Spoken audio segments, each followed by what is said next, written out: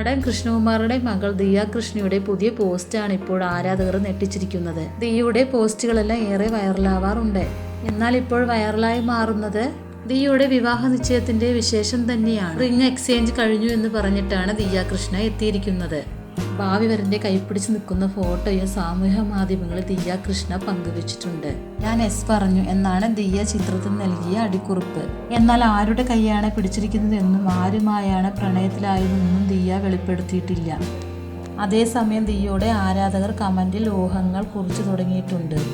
അത് അശ്വിൻ ഗണേശാണെന്നാണ് ആരാധകർ കമന്റിൽ പറയുന്നത്. ദിയയുടെ യാത്രകളിലെല്ലാം അശ്വിൻ ഗണേശാണ് അടുത്തിടെ കണ്ടുവരുന്നത്.